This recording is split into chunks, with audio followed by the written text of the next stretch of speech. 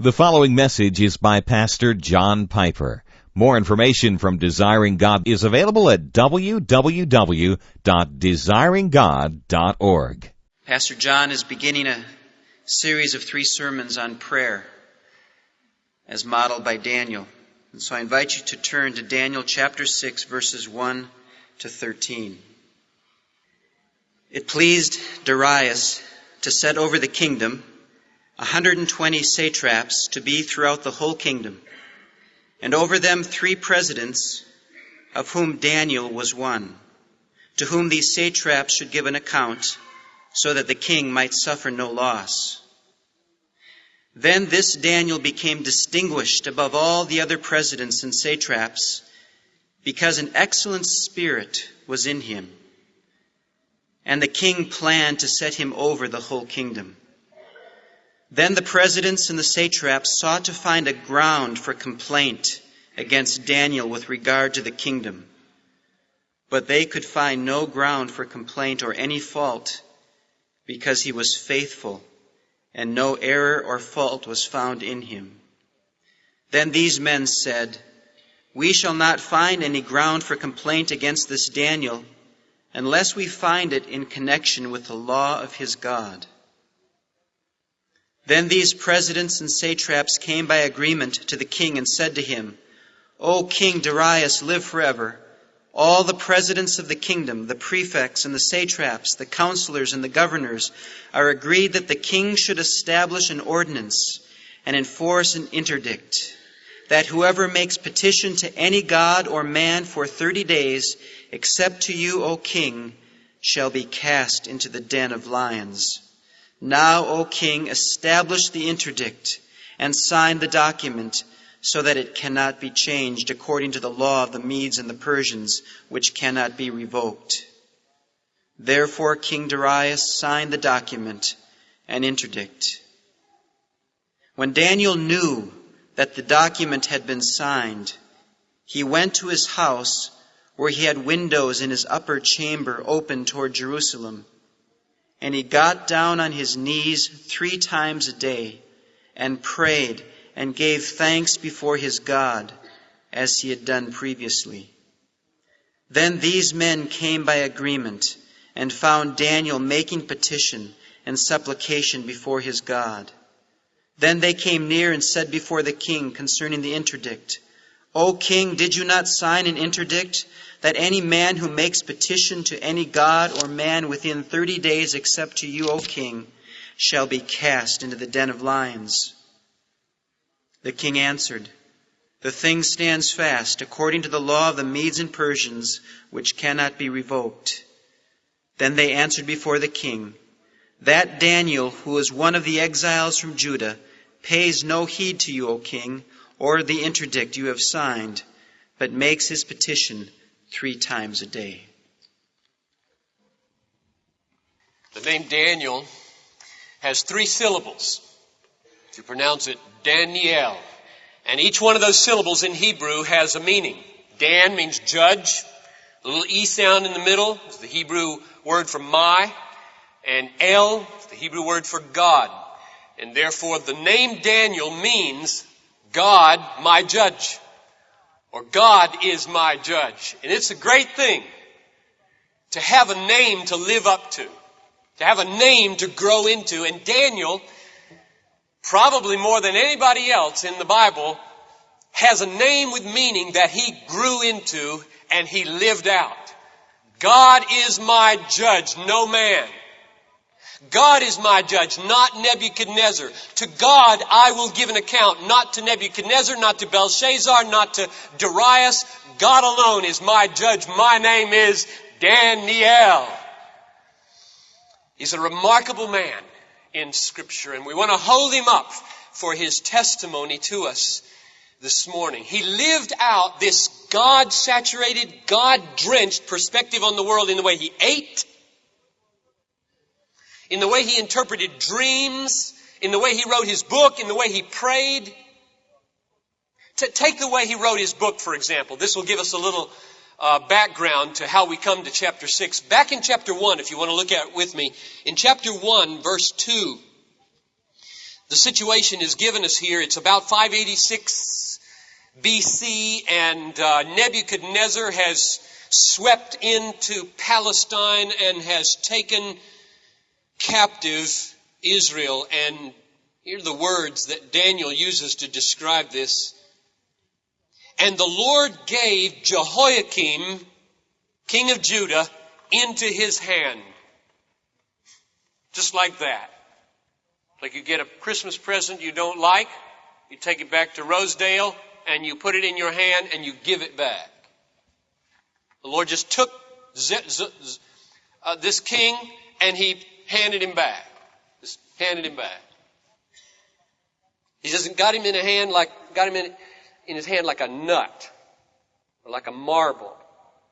And Daniel talks about the political processes of the world again and again with that God-drenched perspective that we saw a few weeks ago. God did it. God handed this king back. Or consider the way Daniel ate. Remember the story as a young man when they were offered the rich foods and the wine of the king, and he said, "No, we won't eat it. Give us vegetables and water and we will do just fine." And the conclusion of the story was God gave him learning and skill in all the letters of and wisdom. And Daniel had understanding in all visions and dreams above all the others who came from Israel. Or consider the way he interpreted dreams. He said things like this: "There is a God in heaven who reveals mysteries, and he has made known to King Nebuchadnezzar what will be in the latter days." In other words, it was a God thing, the way he ate, a God thing, the way God ruled history, a God thing, the way he interpreted dreams. And this morning, the most important thing that I think we should see is that prayer is a way of Daniel's living out his name. Daniel, God is my judge. Nobody judges me with any significance but God. I will pray, I will eat, I will write, I will interpret with God in view. God is my judge, not Nebuchadnezzar, not Belshazzar, not Darius. Now what that meant, very practically for Daniel, was that what God thinks matters more than what anybody else thinks. What God does matters more than what anybody else does, and therefore prayer is a consulting, what do you think, God? Prayer is an asking, you act, God, before I act. I don't know how to act until you act. In fact, I can't act with eternal significance until you act. And so I want to know what you think, and I want you to do what you have to do, and that's why I pray. His life was built on prayer, and as we enter 1992, my heart's desire for us as a church is that we will be like Daniel in this regard, and that our church will be built on prayer, and that we will say, it doesn't matter what anybody else thinks about Bethlehem. What matters is what God thinks about the way we worship. What God thinks about the way we lead. What God thinks about the way we give. What God thinks about our building and our processes and our staffing. What matters is what God thinks, not what anybody else thinks. And therefore we ought to pray saying, what do you think, God? What do you think about this plan? What do you think? And so shape our plans. What do you think about this mission? What do you think about this ministry? What do you think about this new staff addition? What do you think about this budget? That's all we care about, is what you think. And that's why we're praying. And I want us to say, what matters most is not how I act, or Dean, or Tom, or any of you, but how God acts in this church. Is God acting in the church? And if we believe that God's action is more important than our action, then we'll pray. We'll build our whole church life on prayer, and we'll say, you act now, God. Come on, act, act, act, perform, perform. You do the work here, and we'll just jump on board when you start acting. So that's the way Daniel lived his life. He consulted with God, and he asked God to act, and his life was built on God because he said, my name's Daniel. God is my judge. What he thinks and what he does matters more than what anybody else thinks and does. And he built his life on prayer. To get the impact of that, let's remember that he was a powerful politician. He had been made ruler over the whole province of Babylon under Nebuchadnezzar. And then right here in our text it says that he was one of 3 presidents ruling over 120 governors, over 120 districts.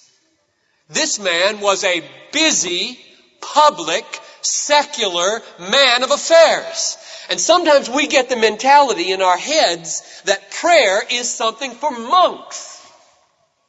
People who have lots of time, who aren't involved in the real nitty-gritty downtown Minneapolis kind of world, who don't have secular pursuits to keep the family afloat, they can just pray all the time. That's a very wrong attitude and a wrong way of thinking, because Daniel was a man of affairs. He was a secular person. He was extraordinarily busy. He had responsibilities like President Bush. And he built his life on prayer and said, "What do you think, God, about these 120 districts and my responsibility here? You act." And he governed his whole life by consulting God and praying, because that mattered most. Now, today's text is simply an amazing testimony of Daniel's daring, defiant, disciplined life of prayer. When I read this text that Tom just read, when I read it a few weeks ago, I knew what I wanted to preach on for Prayer Week. I said, that's it.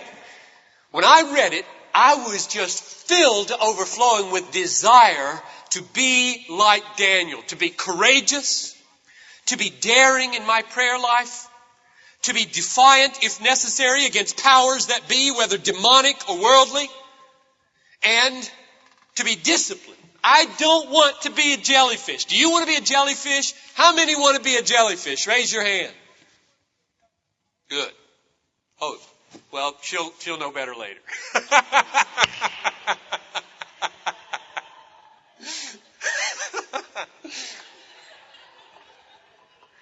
I don't want to be a jellyfish. A jellyfish just rides up and down on the waves of emotionalism. If the wave goes high, the jellyfish might pray. If the wave goes low, the jellyfish doesn't pray. I want to be a dolphin. I want to cut through the waves of emotionalism. If my wave goes down, I want to... I'm not going down with the wave of emotionalism. I don't want to be a jellyfish that lets my prayer life just go up and down by whatever wind of emotion happens to come over with my most recent mail. Some of which is good and some of which is not good. I want to be a dolphin. Now, I think most of you want to be dolphins too in your life. Not the victim of your circumstances or your up and down emotions, but rather cutting a straight path to God's will in prayer. Well, that's what I see in Daniel, and it just filled me with desire. Look at his amazing response now to this emperor's forbidding of prayer. Let's get the situation. Verse 2 says that he is one of 3 presidents over all the kingdom. Verse 3 says, and this is sort of dangerous now, there's an excellent spirit within him, and Darius was planning to make him the head over all these others. And the reason I say that's dangerous because when that happens, people get angry at you. They get jealous, they get envious, and that's exactly what happened. The other 2 presidents and the 120 governors or satraps said, we don't like this guy. He's rising in the heart of Darius, and we need to get rid of him. Jews rising to the top again in our secular affairs, of all things. And so they devised a way, and they couldn't find any way to fault him except one way. They knew that if they could finger his life of prayer, he would not weasel. If they could just get their hands on his life of prayer and somehow find a fault there. So instead of seeing a fault, they create a law that creates a fault. Verse 7. Whoever makes petition to any god or man for 30 days except to you, O king, shall be cast into the den of lions. Now, here comes the most breathtaking verse on prayer in all the Bible. at least on the life of prayer. Verse 10. When Daniel knew that the document had been signed, then, precisely then, he went to his house, where he had windows in his upper chamber, open, get it? Toward Jerusalem, not Babylon. And he got down, so that even if they couldn't hear, they could see, on his knees 3 times a day, not once, to pray and give thanks before his God, as he had done previously. This is amazing. There are at least 6 examples of defiance and daring in this verse that I want to unfold for you. Number 1, he did not act in ignorance of the law, but he acted in full knowledge of the law and its consequences, because the verse begins by saying, when Daniel knew that the document had been signed, he went to pray. There's no accident. When he saw it signed, he went to pray. Now keep in mind here, the future of Daniel is incredibly bright. He's just about to become the leader of the whole of the Persian Empire under Darius. Imagine the rationalizations that must have come to his mind as his heart was saying, shall I pray or not? Well, I could be of so much good to you, God, if I accepted Darius' appointment. Won't I be a more worthy servant alive than dead? And isn't legalism, praying 3 times a day, all this time, a worse sin than expediency? You imagine? And he just said no to all those rationalizations. And he prayed, knowing what the consequences would be. The next one is number 2. He did not go to the woods to pray. He went to his house. Now think of this. There's nothing in the Bible that says you've got to pray 3 times a day and you've got to do it in public. All he had to do to keep obedient to God, presumably, was to go to the woods to pray. Just go to the woods. You don't need to go to your house where they'll be waiting for you. Go to the woods and pray. And he didn't. He went to his house. Number 3, he did not go to his secret chamber in his house. He went to the room with windows. Open windows on the 2nd floor, open towards Jerusalem, not Babylon. And he knelt. You see why I call this defiant? He could at least shut the window. You get the point? Daniel was not simply going against the law. Daniel was making a statement. We would call this today a demonstration. This is a civil disobedience demonstration. That's what's happening here. It's so manifestly unfolded for us. He went to his house. He went on the upper floor. He went to an open window. He got down on his knees and he prayed. This is a defiance of Darius. There's an issue here of God's glory at stake. Number 4. He did not pray at this open window facing Jerusalem once quick, early before dawn in the morning. He prayed 3 times a day, every day. Why? Because he would make sure that he was seen. Number 5. When Daniel prayed, he did not use words that were vague so that a clever defense attorney in Persia could say, well, what he really meant by these words was that you, Darius, should be honored and thanked.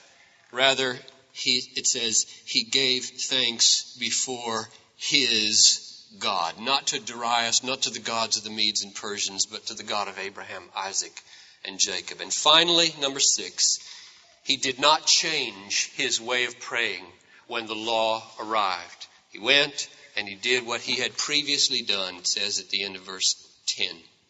Daringly, defiantly, and in his discipline of 3 times a day, every day. Now, what do you make of this? Well, what do you do with verse 10 in your own life? What impact does it have on you? It was like a sledgehammer to me. And I see 4 implications for our church, for my life, and probably for yours as well. Number 1, prayer is a legitimate public testimony, and we should seek to use it more and more as God leads. Listen to Jesus' words.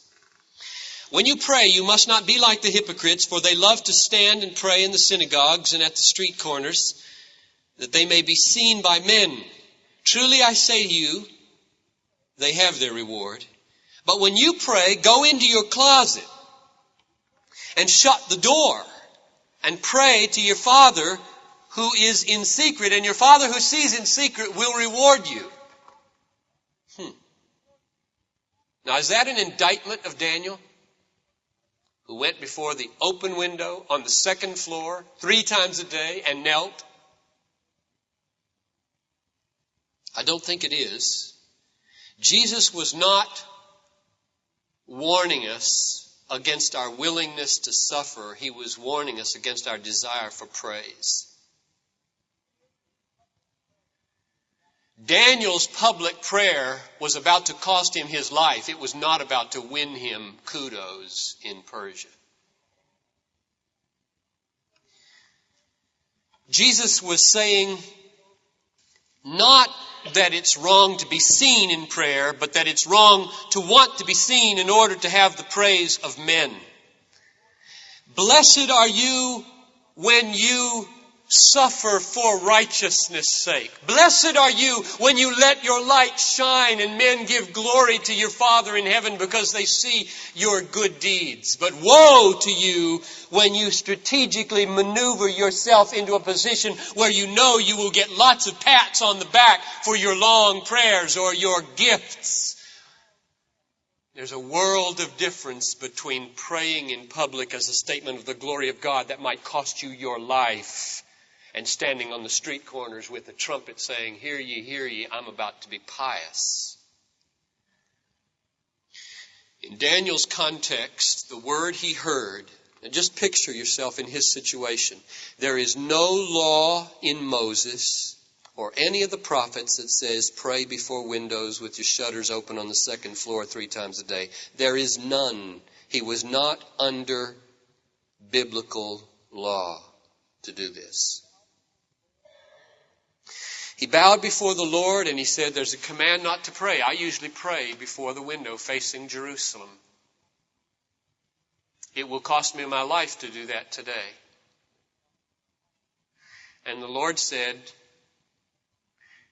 let your light so shine that they may see your good works and give glory to me.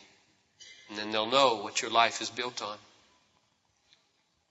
See, making decisions today about moral issues and how we respond to them is not a simple thing of just going to the Bible, finding a rule, and then laying it out and doing the rule. It's just not like that. There are principles and many guidelines that are true and infallible in the Bible. But they don't tell you whether to sit in front of the abortion clinic or not. They don't tell you whether to write your congressman or not. They don't tell you whether to have a prayer rally in front of Midwest Health Center for Women. They don't tell you most of the decisions you make every day of your life. You've got to get in touch with God. You've got to become wise enough to discern how, in your context, His will applies.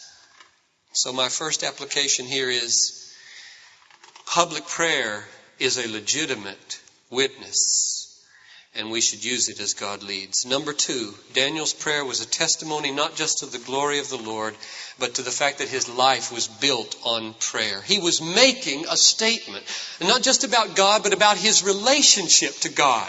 Had he not prayed, God would be the same. Probably his relationship would have been the same. But one thing would have been different: what the satraps thought about Daniel's relationship to God. Oh, I see. When it's dangerous, he doesn't do it anymore. And Daniel knew that his testimony was at stake. And therefore, he got down on his knees on the second floor before the open window 3 times a day. And he prayed. He lived by prayer. He consulted what God thought, and he asked God to act. Number 3, Daniel's prayer was disciplined and regular. When the time for a demonstration came, he didn't have to do anything different than he was already doing. He had disciplined himself for years probably at that window 3 times a day, and he simply said, will I maintain my discipline, or will I forsake my God-given discipline? And he said, I will not forsake it. At the cost of my life, I will not forsake it. I wonder if it strikes you as strange, like it does me, that very few Christians in the American evangelical church pray like this. Statedly, disciplined 3 times a day. Does it strike you as strange that nobody prays that way these days? And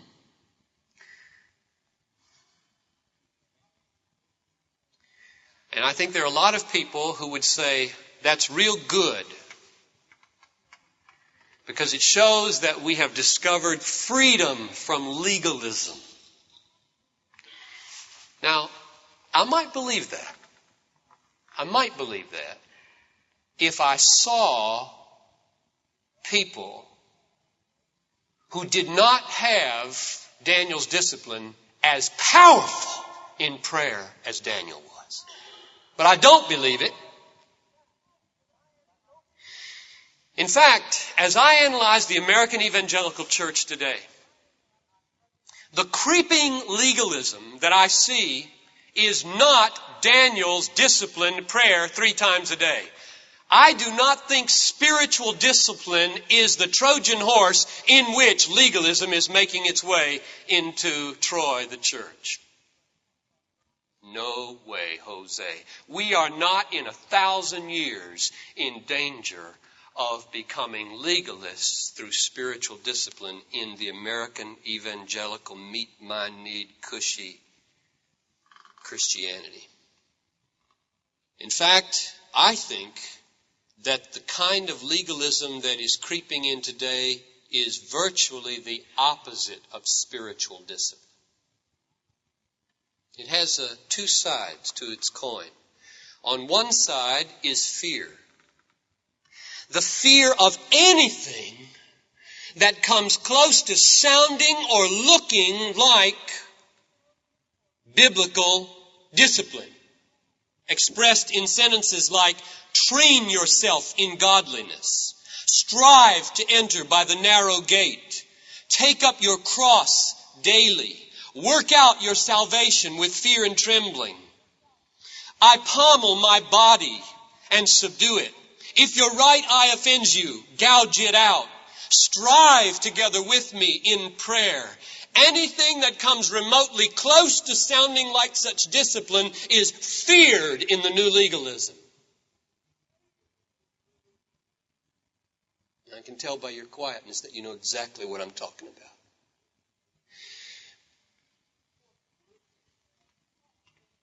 For centuries, the disciplines of the Spirit have marked the great saints, and today they are feared.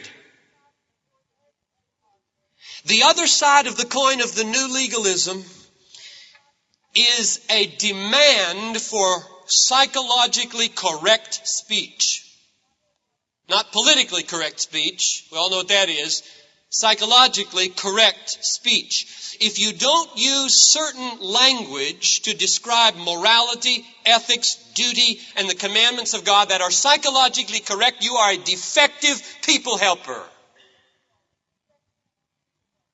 And do more harm than good.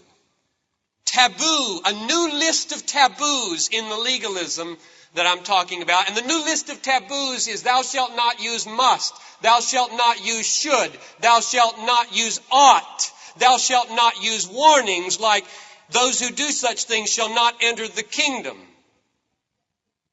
This is the new legalism and the new list of taboos.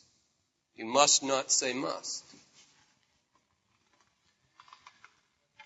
They are simply not psychologically correct ways of talking about reality.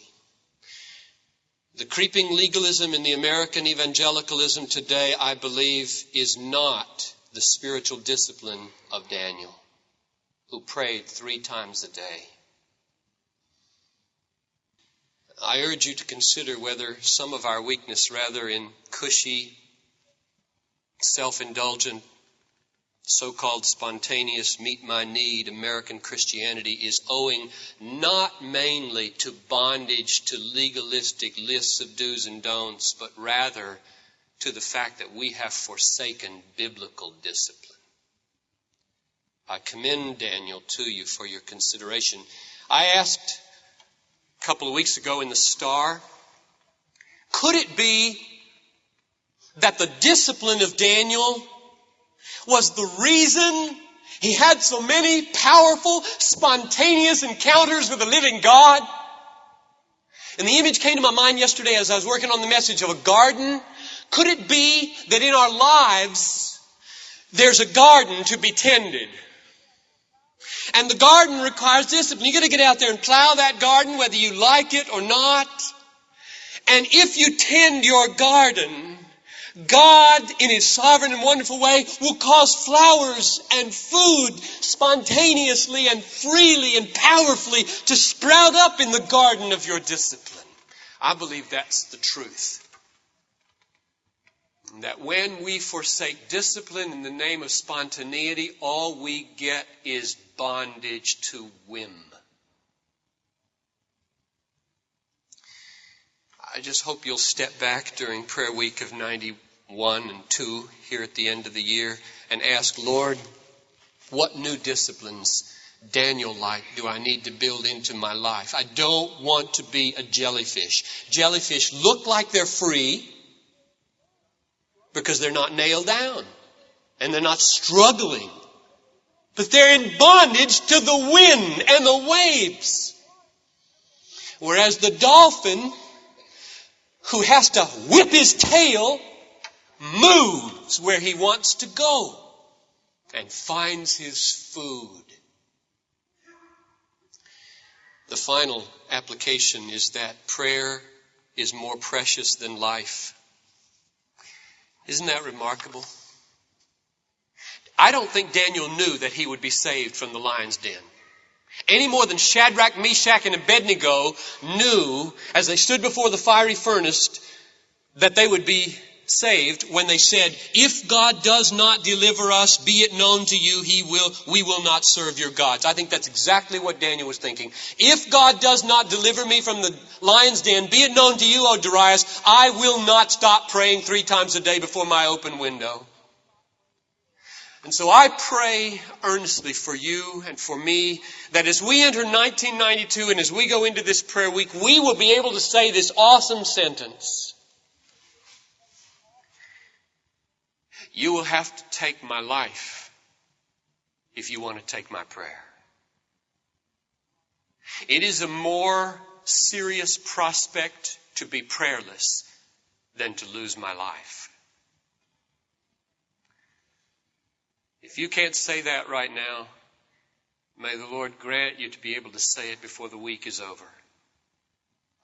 I will give up my life before I give up my prayer. Let's pray.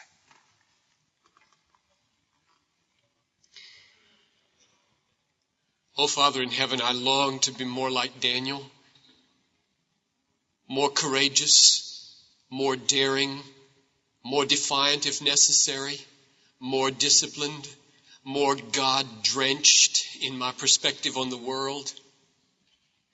Oh, Father, make us like this at Bethlehem, and make your church worldwide more like Daniel. Grant us, I pray, in this prayer week to meet you the way Daniel met you again and again.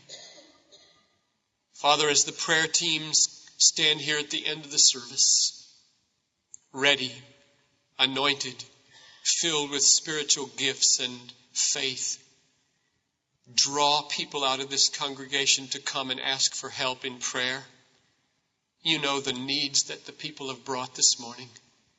Grant, I pray, that a deep sense would rise in their hearts right now as I pray, to avail themselves of the awesome gift of being prayed for. Put us together in the mornings at 7. Put us together New Year's Eve. Put us together Friday night. And every moment of the week, put us together with you, I pray. In Jesus' name, amen.